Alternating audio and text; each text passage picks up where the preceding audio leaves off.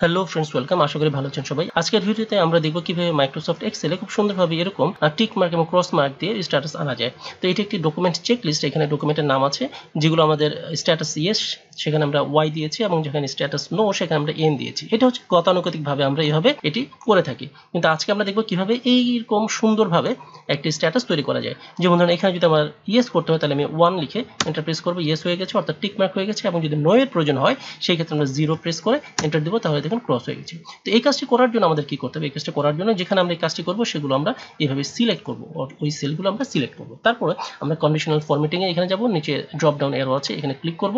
তারপরে আমরা যাব এই যে আইকন সেটসে, এখান থেকে আমরা যাব এই যে এই আইকনগুলো যেহেতু নিব, এখানে আমরা ক্লিক করব। তারপর আমরা যে কন্ডিশনাল ফরম্যাটিং এ আবার যাব, এখানে ক্লিক করব এবং এখান থেকে যাব ম্যানেজ রুলে। এখানে দেখুন এডিট রুল আছে, আমরা এডিট রুলে যাব।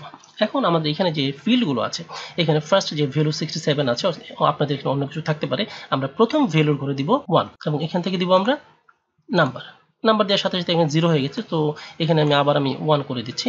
এবং এই যে নিচের ঘরের টাইপ আছে, এখানেও আমি নাম্বার করে দিচ্ছি এবং এখানে আমি দিব 1, অর্থাৎ দুইটি ভ্যালুই থাকবে 1 এবং এখানে টাইপের ঘরে থাকবে এগুলো নাম্বার।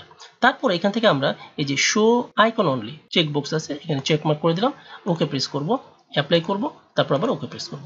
এখন আমাদের স্ট্যাটাসের ঘরে আমাদের কষ্ট করে ইয়েস বা ওয়াই বা নো বা এন এগুলো লিখতে হবে না। আমরা এখানে শুধুমাত্র 1 প্রেস করে এন্টার প্রেস করব, তাহলে তুমি টিক মার্ক হয়ে গেছে, অর্থাৎ ইয়েস হচ্ছে।